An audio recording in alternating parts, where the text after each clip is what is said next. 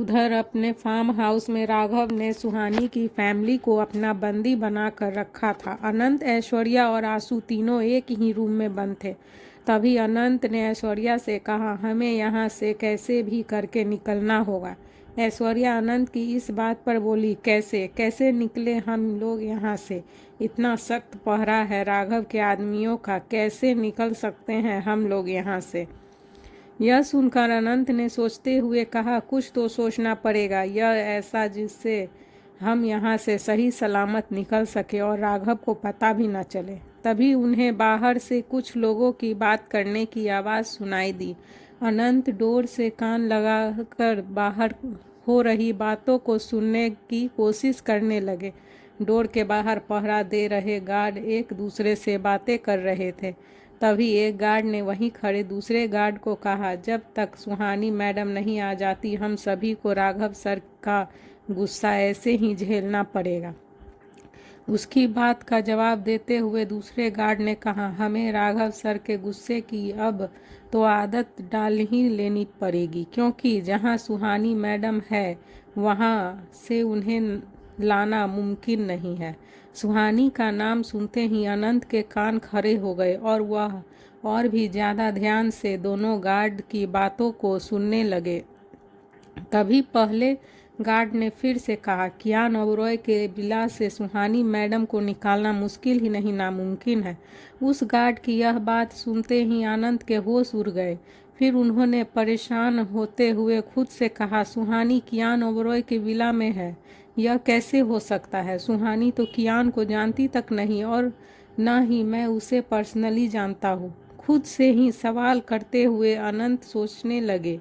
फिर वह दोनों ही बातों का लिंक जोड़ते हुए खुद से बोले, कहीं वो स्केच वाले आदमी कियान ओबरॉय के तो नहीं थे? फिर अपने ही सवाल का जवाब देते हुए उन्होंने कहा, यह कैसे हो सकता है? आखिर कियान क्यों सुहानी को ढूंढेगा?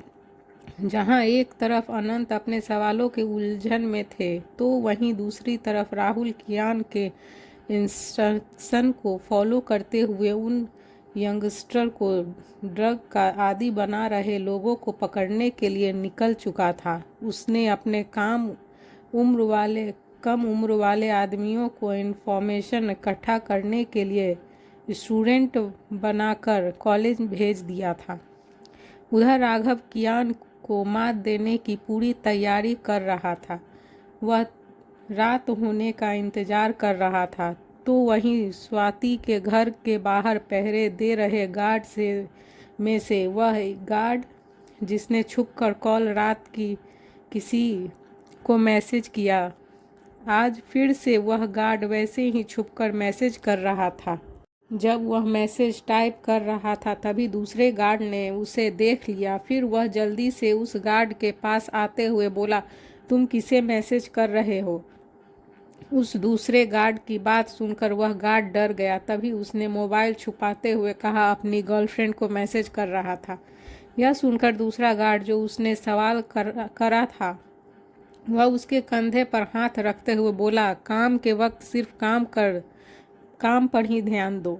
यह सुनकर उस पहले गार्ड ने हाँ में सिर हिला दिया। वहीं दूसरी तरफ विला में सुहानी अपने रूम में बैठी बोर हो रही थी। फिर उसने अपने पास में रखी मैगजीन उठाई और उसके पेपर पलटते हुए कहा, यह राक्षस कब मुझे इससे छुटकारा मिलेगा? एक ही रूम में रह कर बोर हो गई हूँ। फिर वह मुंह बनाते हुए आगे बोली, मेरी स्टडी का भी कितना लॉस हो गया, क्या करूँ, कैसे निकलूँ यहाँ से? सुहानी खुद से ही बातें करके अपना गुस्सा निकाल रही थी। तभी उसके रूम में राहुल आया और खुद में ही सुहानी को बड़बड़ाता देख राहुल मुस्कुराते हुए बोला, आप टैलेंटेड तो कमाल का है सुहानी, आपको तो दोस्तों की ज़रूरत नहीं। सुहानी यह सुनते ही चौंक गई और राहुल की तरफ देखते हुए बोली, आप कब आए? सुहानी के सवाल का राहुल ने स्माइल करते हुए जवाब दिया, तब जब आप खुद से ही बातें करने में बिजी थी। तभी सुहानी ने राहुल की बात पर मुंह बनाते हुए कहा, तो और क्या करूं मैं, कुछ और काम है यहाँ करने के लिए? ना कोई दोस्त, ना कोई रिश्तेदार, किससे बात करूं मैं? फिर सुहानी ने आगे उसे कहा, क्या आप बोर नहीं होते उस राक्षस का ऑर्डर लेते लेते?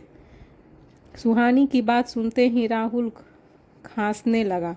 उसे खांसते देखकर सुहानी ने उसे पानी दिया। फिर राहुल ने पानी पीने के बाद सुहानी से कहा, अभी अभी आपने सर को क्या कहा? उसके पूछने पर सुहानी मुंह बनाकर दूसरी तरफ देखते हुए बोली, राक्षस। यह सुनकर राहुल ने सुहानी को वार्न करते हुए कहा, देखो सुहानी, आपने मेरे सामने यह कह दिया, बट किसी और के सामने मत कहना, वरना आप सोच भी नहीं सकती कि आपके साथ क्या होगा। यह सुन सुहानी ने गुस्से में थोड़ा लाउड वॉइस में कहा, इससे बुरा क्या हो सकता है? बिना कोई गुनाह किए मुझे सज़ा मिल रही है। इस विला में मुझे कैद कर दिया गया है। मैं अपनी फैमिली से मिल नहीं सकती। मेरी स्टडी का इतना लॉस हो रहा है और इतना सब कुछ सिर्फ एक शक की वजह से। वह अपने आप को समझते क्या है?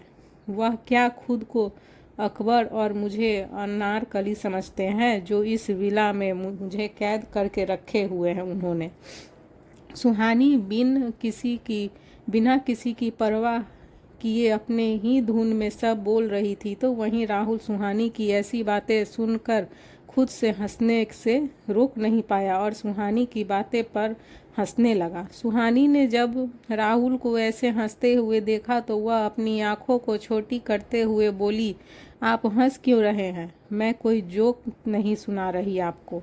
यह सुनकर राहुल ने हंसते हुए सुहानी से कहा, यू आर सो फनी सुहानी, आपकी बातें किसी जोक से कम नहीं है। फिर राहुल ने अपने हंसी कंट्रोल करके कहा, बाय द वे, मैं यहाँ अपने कुछ ज़रूरी बात करने आया था। क्या आप अपनी स्टडी कंटिन्यू करना चाहती हैं? सुहानी, जो अब तक मुंह लटकाए बैठी थी, राहुल की बात सुनते ही उसकी आंखें में चमक आ गई और उसने अपनी आंखों को बड़ी करते हुए कहा, क्या ये सच है? क्या सच में मैं अपनी स्टडी कंटिन्यू कर सकती हूँ? सुहानी की एक्साइटमेंट देखते हुए राहुल ने अपनी पलकें झपकाकर हाँ कहा। फिर सुहानी ने खुश होते हुए राहुल से कहा, थैंक यू सो मच, आपने मेरे लिए इतना किया। यह सुनकर राहुल सुहानी को बीच में ही रोकते हुए बोला, अरे थैंक यू मुझे नहीं, कियान सर से बोलो, उन्होंने ही आपको अपनी स्टडी कंटिन्यू करने की परमिशन दे दी है। यह सुनते ही सुहानी का मुंह खुला रह गया। फिर उसने हैरान होते हुए राहुल से कहा, क्या सच में उस राक्षस ने ऐसा कहा? राहुल उसे देखते हुए बोला, हाँ, आप चाहे तो कल से कॉलेज जा सकती हैं। पर तभी सुहानी राहुल को रोकते हुए बीच में ही बोली, पर क्या? फिर राहुल ने अपनी बात पूरी करते हुए, आपके साथ हमारे गार्ड भी जाएंगे। सुहानी ने राहुल की बात पर सुनकर मुंह बनाते हुए कहा, ओके। राहुल जिस काम से आया था वह काम हो गया। फिर वह सुहानी को बाय बोलकर वहां से चला गया। फिर अपने रूम में जाते हुए राहुल ने कियान को कॉल किया तो दूसरी तरफ से कियान ने कहा, काम हो गया? हाँ सर, हो गया। इतना कहकर राहुल ने कॉल कट कर दिया। उधर राघव, जो रात होने का इंतजार कर रहा था, उसका इंतजार अब खत्म हो गया था। रात के 9 बज रहे थे। शुक्ला अपनी फैमिली के साथ डिनर कर रहा था। फिर स्वाति को खुद में ही खोया देखकर अमित शुक्ला ने उसे पूछा, क्या हुआ स्वाति बेटा, तुम क्या सोच रही हो? स्वाति अपनी चोरी पकड़ी जाने पर जल्दी से बोली, कुछ नहीं पापा। फिर डिनर के बाद वह सभी अपने अपने रूम में सोने के लिए चले गए। शुक्ला के घर के बाहर पहरा दे रहे गार्ड, जिसके हाथ में गन थी, वह अपनी चील जैसी नज़रों से इधर उधर देख रहे थे कि तभी सामने से उन्हें कुछ गाड़ियां आती दिखी। उसके पीछे एक जीप और थी। फिर उस सभी गाड़ियों में से 15 आदमी निकले और वहां पहरा दे रहे सभी गार्डों को कुछ समझ पाते उससे पहले ही वहां फायरिंग शुरू हो गई। दोनों तरफ से हो रही फायरिंगों में दोनों ही तरफ के लोग घायल हुए। फिर पहरा दे रहे हैं सभी गार्ड को खत्म करके राघव के कुछ आदमी शुक्ला के घर के अंदर घुस गए। फायरिंग की आवाज़ सुनकर अमित शुक्ला अपने रूम से निकलकर हॉल में आया था। स्वाति भी आवाज़ सुनकर हॉल में आ गई। फिर घर में अंदर घुसे आदमियों को देखते ही स्वाति अपने पापा के पीछे छुप गई। तभी राघव के आदमियों ने अपने गन को शुक्ला की फैमिली के ऊपर पॉइंट कर दिया। ये देखते ही शुक्ला की आंखें फटी की फटी रह गई। फिर सभी आदमियों के इशारे पर शुक्ला अपनी फैमिली के साथ घर से बाहर आया। फिर घर के बाहर जीप की बोनेट पर बैठा। विराज हाथ में गन लिए शुक्ला से बोला, देख शुक्ला, तुझे लेने के लिए तेरी बारात लाया हूँ। चल अब अच्छी दुल्हन की तरह चुपचाप अपना फैमिली के साथ जीप में बैठ जा। विराज के आदमियों ने राहुल के सभी गार्ड को मार दिया। फिर थोड़ी ही देर बाद विराज सभी के साथ राघव के फार्म हाउस पहुंच गया। तभी राघव ने सामने खड़े बेबस शुक्ला को देखते हुए हंसते हुए कहा, तेरी पूरी फैमिली की जिंदगी अब मेरे हाथ में है, क्या अभी भी नहीं करेगा साइन? राघव का यह बात सुनकर शुक्ला ने उसे धमकी देते हुए कहा, कियान ओबरॉय को पता चलेगा तो वह तुझे छोड़ेगा नहीं। राघव शुक्ला की बात पर जोर जोर से हंसने लगा था और हंसते हुए ही बोला, जब तक उसे पता चलेगा तब तक तेरी ऊपर की टिकट कट चुकी होगी और वैसे भी कियान मेरा कुछ नहीं बिगाड़ सकता। यह कहते हुए राघव शैतानों की तरह हंसने लगा। तभी उसने विराज की ओर देखा। विराज राघव का इशारा समझते ही शुक्ला के पीछे खड़ी स्वाति के पास आ गया और उसे अजीब तरह से देखने लगा। स्वाति, जिसने एक ढीला सा टॉप और ट्राउज़र पहना हुआ था, वह विराज की ऐसी नज़रें देखकर डर गई। फिर विराज ने डेविल स्माइल करते हुए स्वाति के टॉप की एक स्लीव्स को फाड़ दिया। यह देखकर अमित शुक्ला तेजी से विराज की तरफ बढ़ा कि तभी उसे राघव की आवाज़ सुनाई दी। राघव की आवाज़ सुनकर शुक्ला के कदम रुक गए और स्वाति अपनी माँ के गले लगकर रोने लगी। अगर चाहता है कि तेरी बेटी के कपड़े सही सलामत रहे तो पेपर पर साइन कर दे, राघव ने गुस्से भरी आवाज़ में शुक्ला से कहा। अमित शुक्ला अब पूरी तरह बेबस हो चुका था। उसे अब कोई और रास्ता नहीं सूझ रहा था।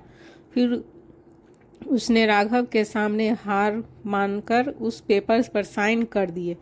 वहीं शुक्ला के हाथ जो हुआ की खबर कियान तक पहुंच गई थी।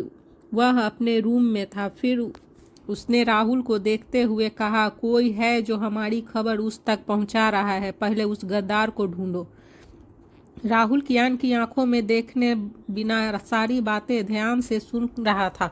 तो वहीं कियान राहुल को एक के बाद एक इंस्ट्रक्शन दिए जा रहा था। फिर कियान ने राहुल से आगे कहा, तैयारी करो, कल ही सुबह राघव को हमेशा याद रहेगा।